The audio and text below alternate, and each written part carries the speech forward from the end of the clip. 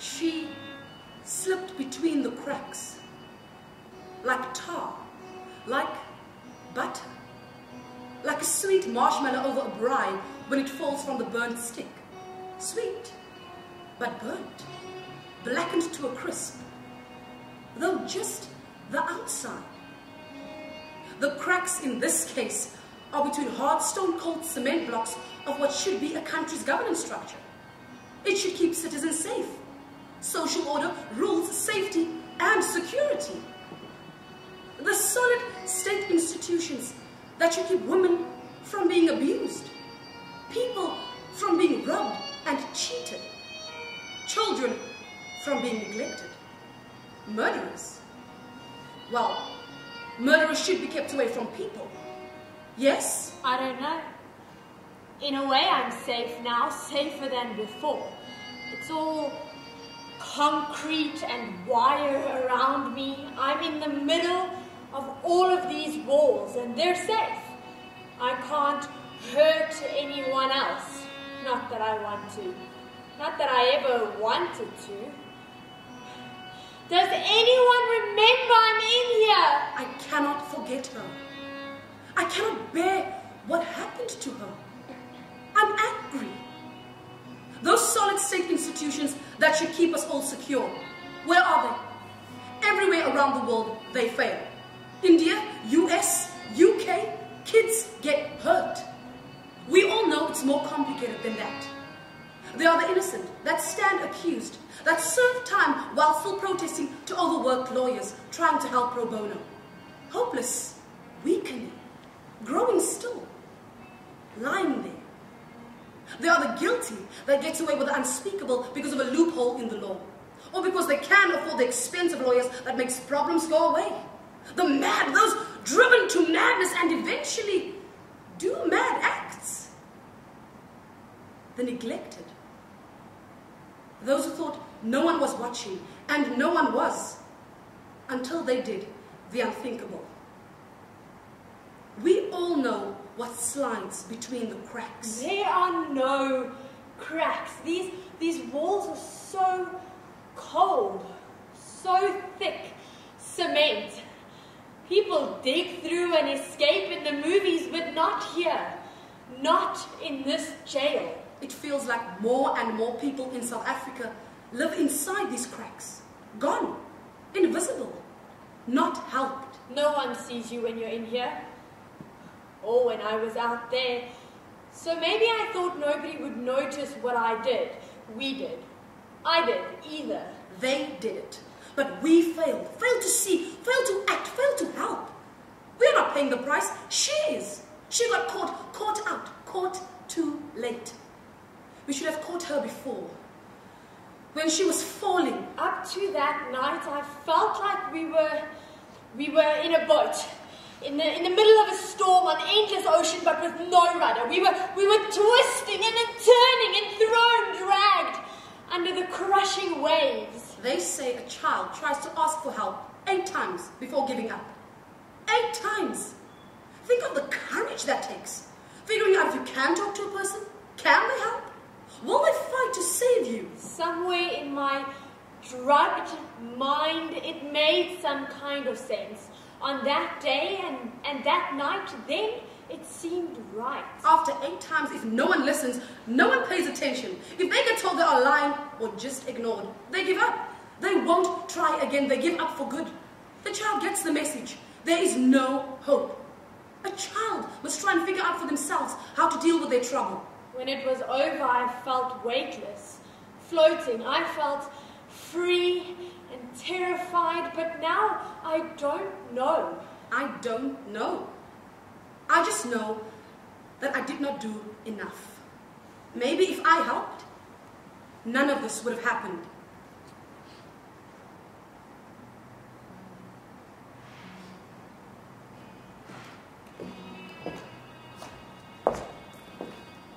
My hero is my friend Mavis, a teacher in Delft.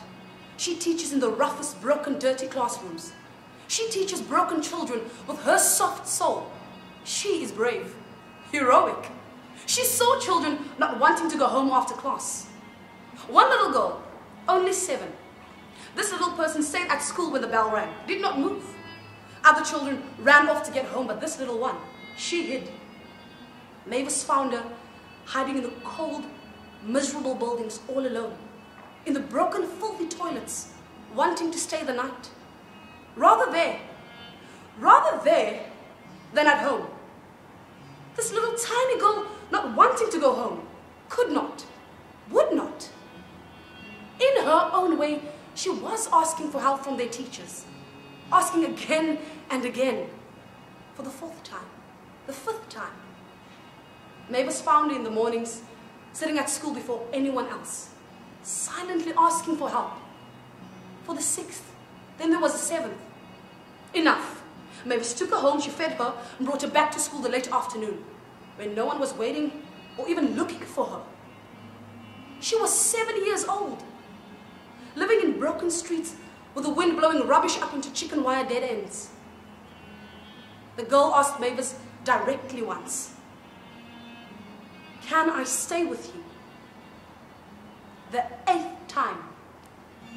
Mavis then took her home to sleep safe and warm for one night. This hero I know, close to home, she was called to action. She found the parents who did not care. Keep her, they told Mavis. Keep her.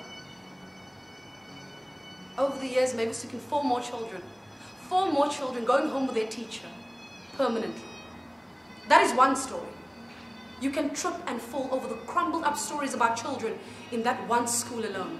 I'm studying now, learning new and important things. I need to know so much. Now I know nothing. It took me long to learn that. I think Aristotle said, the wiser you are, the more you know nothing. It seems to be true. I've done 2. Another 13 to go. Then maybe I can start again as if none of it ever happened. I wish I could undo what happened when it all got so tangled, untie the knot that got so tight that it just ended everything. I wish that I could find the start and find the web weaver and beg, please don't start. Unspin your strands, unweave your web, untie the knots. Please, can we start again? Somewhere new, in some other way. I was there. I lived 724 meters from where everything went on. Where River's life began, was smiled at, bashed, bent, twisted, neglected. I sat in my little house crying about my own problems, worrying about how to pay my own bills. So many in our country need help. Beg for help at stop streets, your front door, at work. Everywhere, every day, someone spins a story. Please, I need to get into the train. Their house burnt down. Help them, help her, help SPCA, Red Cross, Santa boxes. The kids who lift off the rubbish dumps, someone opened a creche for them. Just some food, anything, please. Thank you. You see, they stole our little blankets last night. Give me a bag, lady. I have a gun, a knife. I have desperation. What more do I need to persuade you? Me? I have school fees and medical aid. You can't help everyone, right? I didn't know how I was going to pay for everything. My sister's school uniform or the books, I hadn't thought about all that. I just knew that somehow I had to. Mom never did, but I would.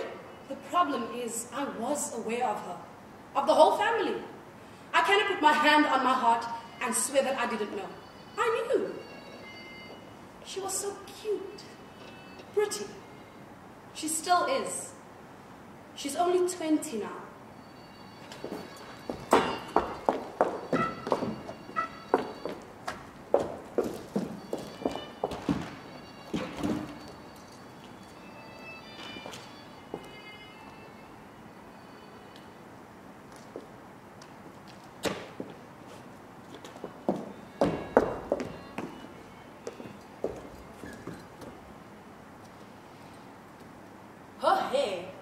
Was white, blonde, and dead straight as a little girl. It couldn't hide how the fringe had been cut. It looked like whoever cut it was drunk or a child. I mean, it could have been either. The milky white hair shone in the sunlight, jagged across her 7-year-old forehead. I remember that. I also remember River and her sister had eggs in their pockets and in their little hands, about 2 or 3 each. Running River started chatting to me, just shooting the breeze with all the time in the world. They had all the time in the world, and clearly no one was looking for them, and they needed to be nowhere. They were so cute, but grubby. They made me sad and uncomfortable. Then Jane arrived. I was meeting my friend for a catch-up at the Stables coffee shop. She pulled up fast and parked her new Porsche Cayenne. She did. A Porsche Cayenne. It stood out among the normal cars in the parking lot. Of course it did. This was Jane. Jane and her new leather bag, new sunglasses, straightened hair. I was full of thoughts about that. Her wealth, her luxurious lifestyle. She lived 2 streets across from me, on the Pineland side. Running River grew up about 4 blocks away too, over the train tracks, the Oudtshoorn side. Our homes formed sort of a triangle, I guess. A very lopsided triangle, like a small version of Camps Bay, Woodstock, and Khayelitsha. Money, medium, miserable. You could walk from one to another. 15 years. It's almost as if I can go back into a cocoon, grow backwards, and then start again. Maybe I can have a different kind of childhood. The kind I wanted my sister to have before it was too late, like with me. 17 years and too late. Shame. I felt shame at that moment with Jane ordering coffee saying, "Don't worry, I'll get this one." Shame. I felt my failed life. I saw the Porsche keychain shining in the sun on the table. I drove a student's car. That's how far I had got. I made a joke about it to her once. Divorce and immigration, they say, set you back 7 years. Well, look, 2 of those in my life, and I'm 14 years back, driving the Golf. She didn't really laugh. She just curled her lip and scoffed. Pity. I didn't understand it wasn't normal. River came up again to keep chatting. Jane glared at her. Her girls were spooning sugar into their baby chinos. River still had her eggs in her hands. She spoke freely, laughing. She and her sister were stealing them. And they giggled and said they were going to run home quickly, make them for dinner before anyone caught them. That's the way we all lived. It was our world. We never went across the railway tracks, although the older kids did, to go to the spa. Jane went to go order lunch for her girls. Or should I say chocolate cake. That's all they liked. My boys got toasted cheese. That's a big treat, right? River's sister started chatting too. She told me she had 2 back teeth that were really sore. You need to go to the dentist, I said. They looked at me and immediately I felt like a fool. I was talking like Jane was. Jane had just told me how she bought the Porsche herself. Not her husband, herself. With her PIN money. PIN money. What does that even mean? You know? Well, I was thinking Jane doesn't have to pay bills first. She buys a Porsche with her PIN money. The kids carried on babbling to me like little bricks. Like little birds, light as air, barely there. Like little humans. Little invisible shards of humanity. I remember the rich kids coming for horse riding lessons, and we tried to play with them, and sometimes they did, but some moms just stopped them. I was saying to the kids, to the little girl, go to the dentist. They were 7 and 5, for heaven's sakes. How are these children ever going to get to a dentist? A dentist? I thought of our good dentist, who was about 3 kilometers from where we sat. Could I pay for them? No, I have to pay school fees, and the roof needs to be patched before winter. Damn it. You can't help everyone, right? Mom was around, sort of. There, but not there. Drugs. Their mom came up. She was emaciated. Her tiny jeans only just hung onto her hip bones. Her jaw and cheekbones pinched out of her face like a crude stage of a clay sculpture. Some of her teeth were missing. Not an ounce of fat anywhere. Now, I thought she could wear anything. That's a sick thought. Body of a fashion model. That's a terrible thought. This whole thing was making my mind split. My stuff and these kids and Jane. I mean, Jane was thin. She had liposuction right after she had her Caesar. She had her boobs put back up after kid number 2. She takes endless diet pills. Super figure. Really. River's mom? Hip bones, slim brown arms. Skinny for all the wrong reasons. But she could be a model. A role model? Hardly. Damn it, what kind of mother? She's pretty. My mom's so pretty. Was. Her blue eyes sparkle. She was clearly beautiful.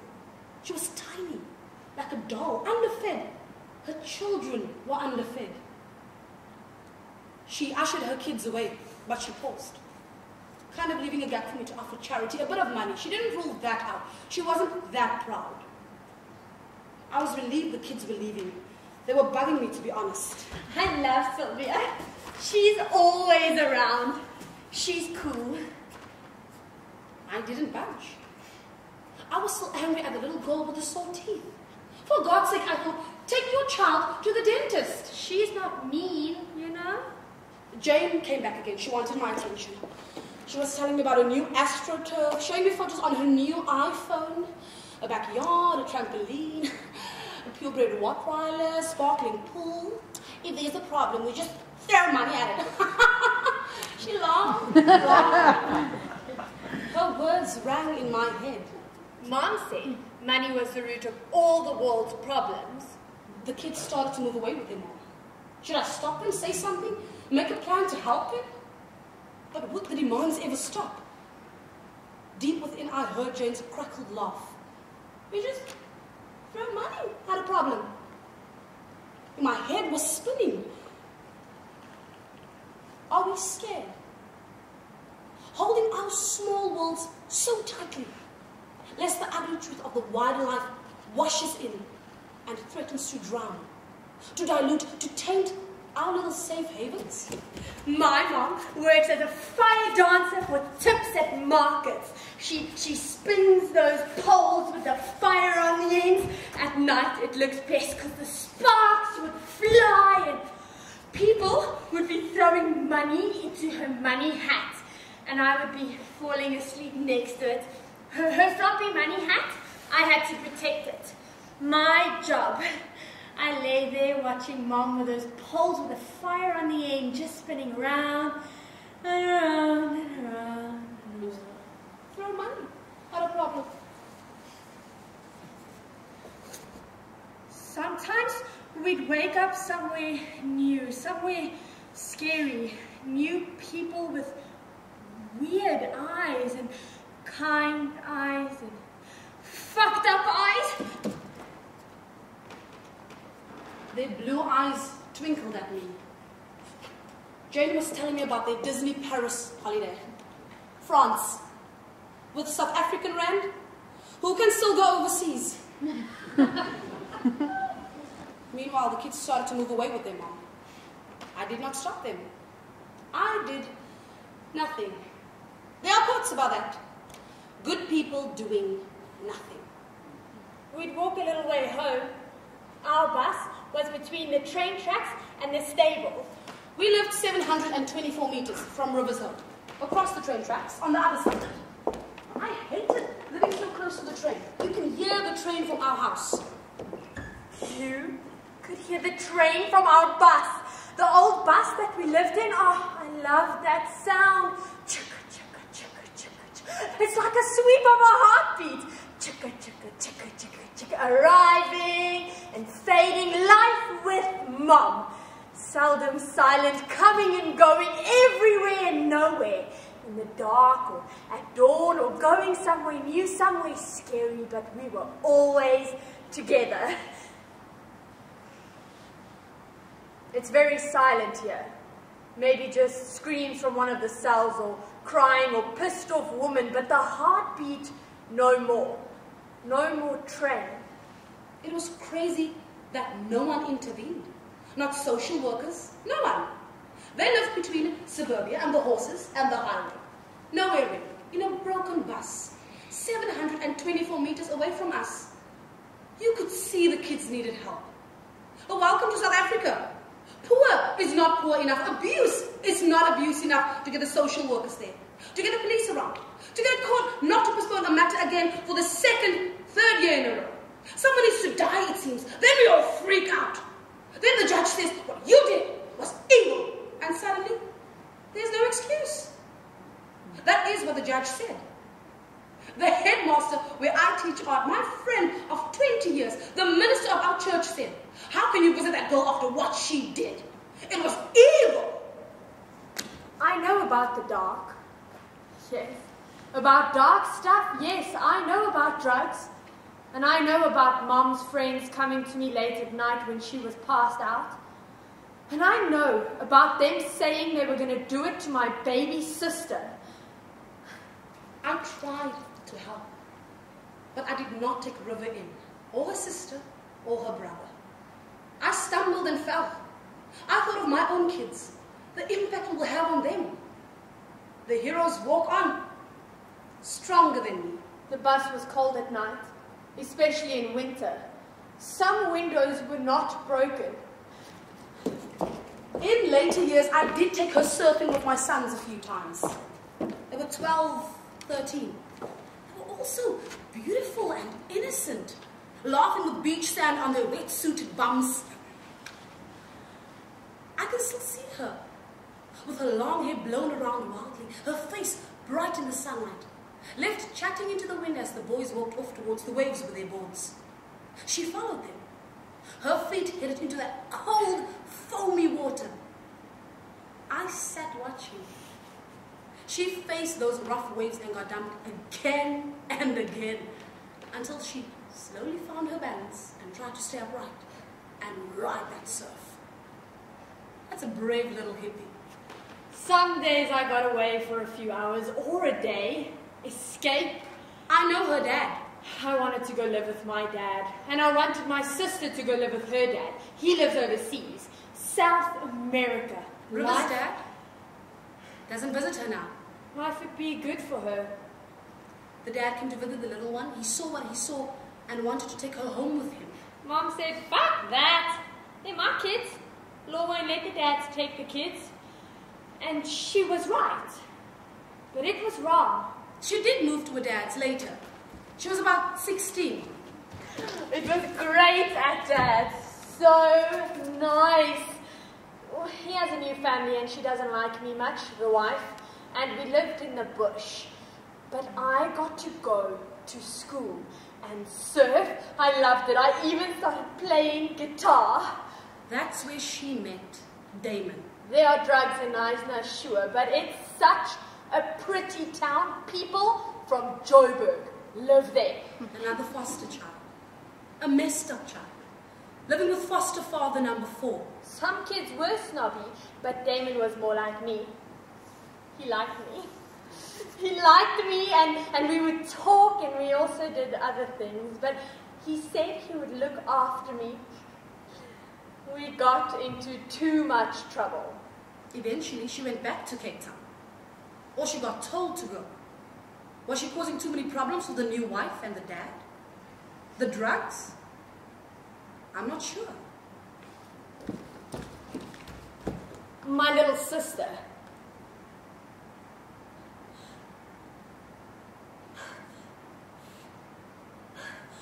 I was okay now, well, sort of, but my little sister phoned me. She told me about the things going on there in Cape Town with Mom.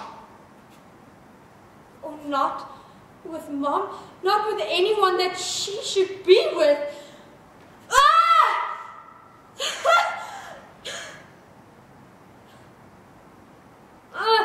I had to go.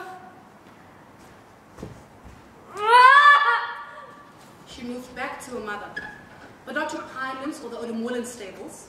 Their mom had moved them across Cape Town to what might seem like a beachy retirement paradise. Fish Hoek. I moved back home with Mom. Damon followed her to Fish Hoek.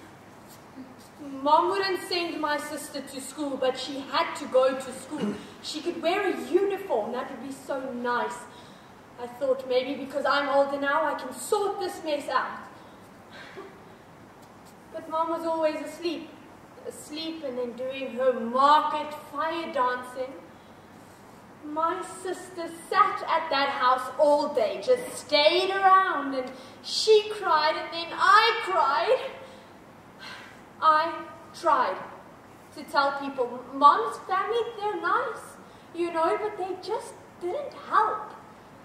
Moving through the cracks, never on solid ground, slipping like oil, like the sea, gliding, trickling through the cold cracks.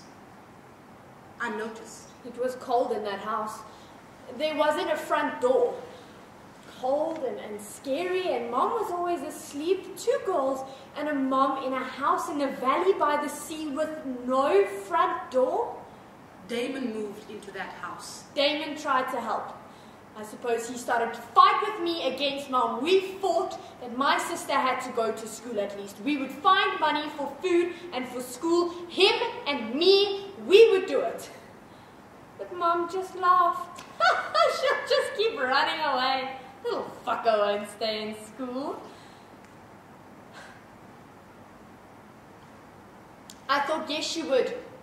I did. The fights became louder. It was so frustrating. Damon found Tik.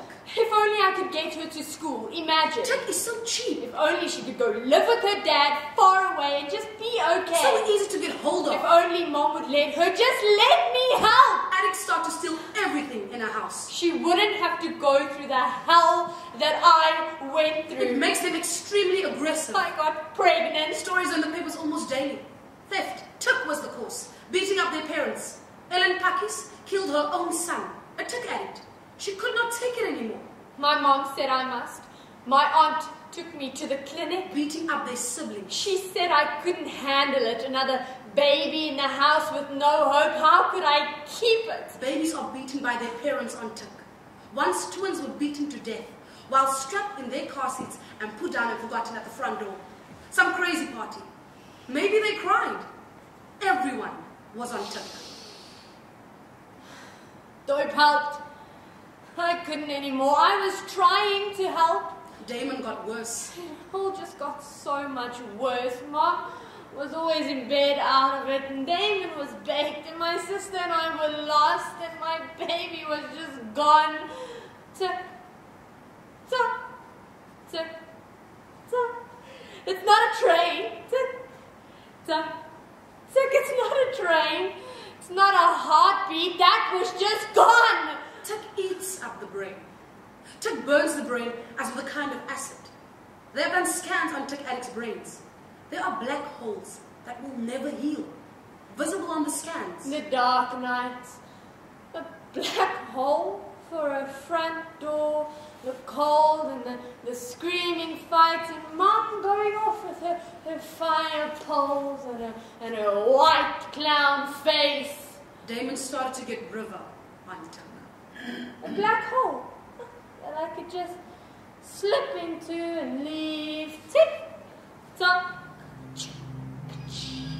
slide away to anywhere, to nowhere. In the dark, the lamplight streak past, and the city lights below, and the cold and the screaming fights, and Mom's fire dancing, and come back to find my mother and my sister and an empty bread bin and the fridge with a bottle of vodka and nothing else, and the shit is still all around us. She was 17. Yes, she knew evil. But whose evil exactly? Plan came when we were on Tik. Fuck this, he said, and he fought with my mother so much I thought he was going to kill her, and I wanted to, I don't know. If she was gone, my sister had a chance in this life. I could get her to school, we could look after her, but then the ticket hit again and again that day, and I was spinning in and out of the dark, in and out of my head spin. The sky was dark. The stars were up there. Her mom got dropped off by a Mercedes-Benz after the market. He had this fucked up idea, and I stopped finding ways to say no. I couldn't get back to Nice, and that dad wouldn't have me because of the drugs and shit, and I couldn't leave my little sister, and my baby was just gone, and I couldn't find a way through the dark.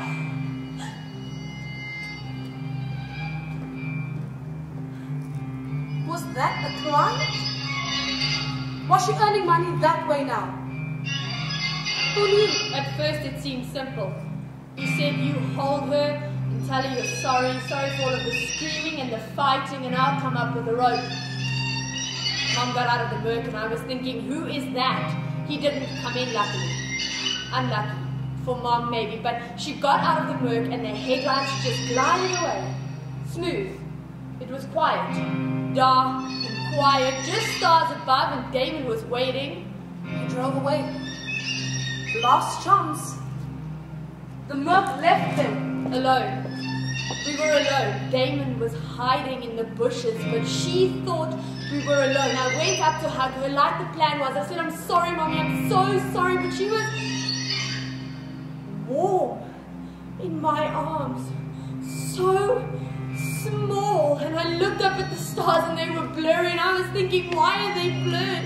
And my cheeks were wet, and the cold night air blew across my face, and I knew that they were tears. And my heart was on fire, and I couldn't do it. I turned her around, and we walked inside.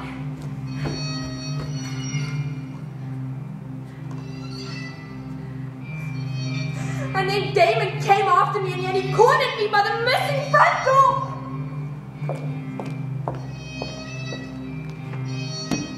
Her mom sat on a chair. River approached her again, went on her knees in front of her. I was crying, shaking, saying, I'm so sorry, Mommy. My mind was spinning so fast, my mind on one end of a fireball and my heart on the other. And my heart and my mind were burning and the sparks were flying. And it all just got so tangled and my tears were hissing on my face. I'm sorry, I'm sorry, I'm She sorry. held her, while Damon approached from behind with a rope. I'm sorry, shh, I'm sorry, I'm sorry. He strangled her. My sister, at school, smile. At school, I'm sorry. Shh. Shrieking, I'm sorry. I'm sorry. She held her, while Damon counted down 4 minutes. 240 seconds. Do you know how long that is? I'm sorry.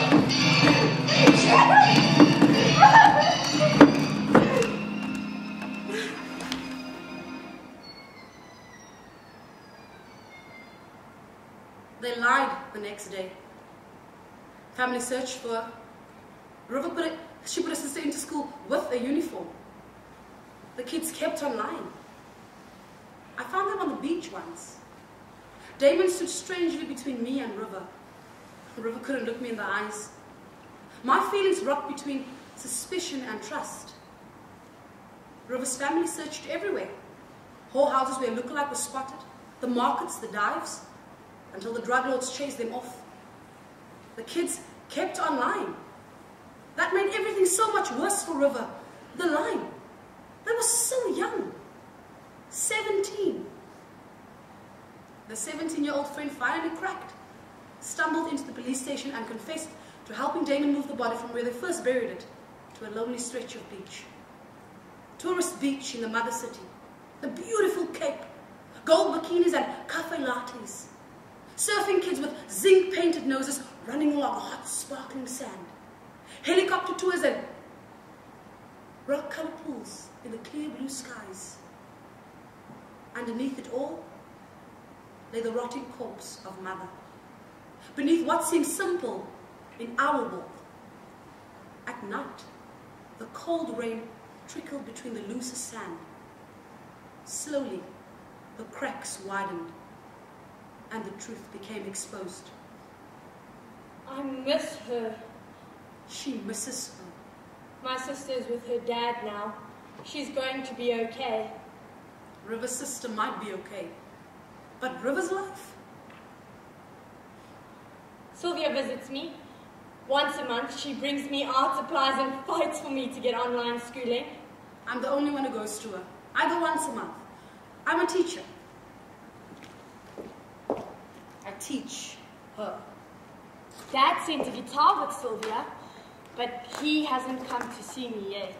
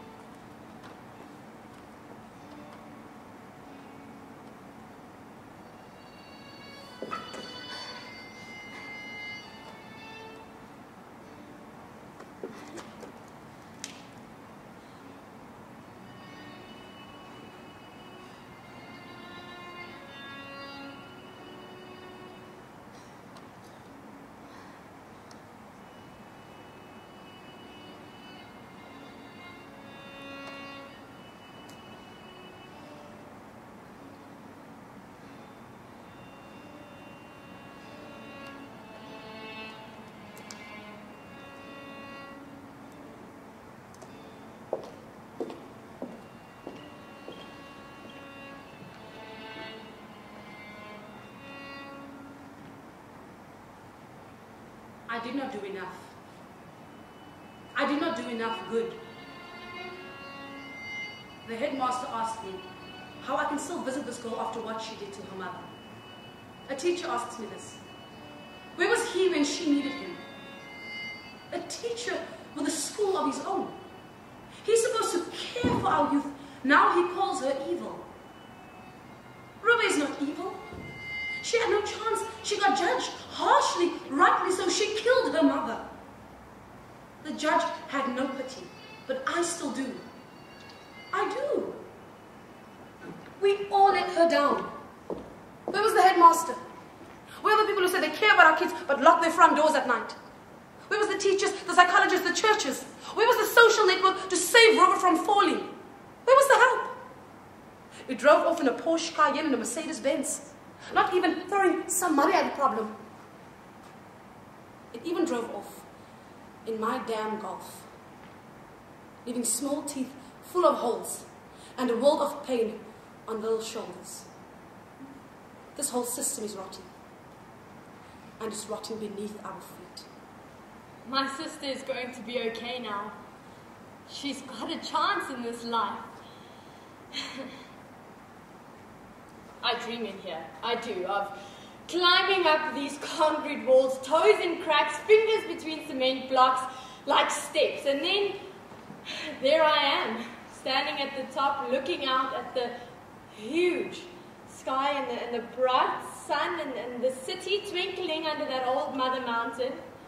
Maybe in 10 years when I get out of here, I'll just quietly slip back into that town unnoticed. Maybe I can be a mom and take my own kids horse riding at Odom stables and see our old bus there.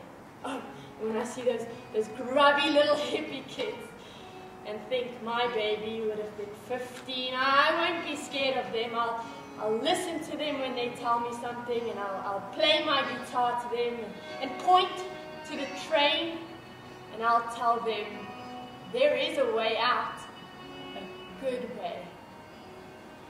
I'll try help, because I remember the sound of her heartbeat and the swirls of her burning fire dancing. Of course I'm going to go see her once a month for what it's worth. Maybe it's not too late. I have to believe that she can turn the story around. I'll take the good things in my life, and I'll build a kind of ladder. Mom's smiling face, and my sister dancing in the sun, and Sylvia taking me surfing with her sons, and Sylvia bringing me books to jail, and I'll begin to climb. Pulling myself up, leaving the dark of my cell. I pay. I'll never stop saying I'm sorry. I'll never stop begging for forgiveness. I learned. I know how quickly I can fall. But but I can get back up. Sylvia told me to work hard and believe. She loves me. So I have hope.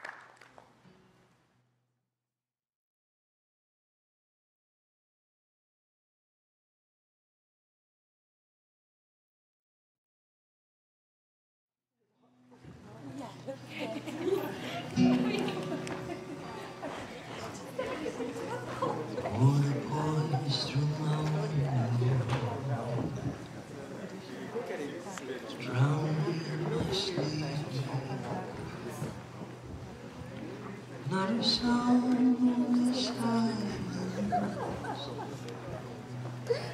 No one to see me. Just waiting. It's awesome. The doors that by my exit been forever locked and barred. I can't pass through.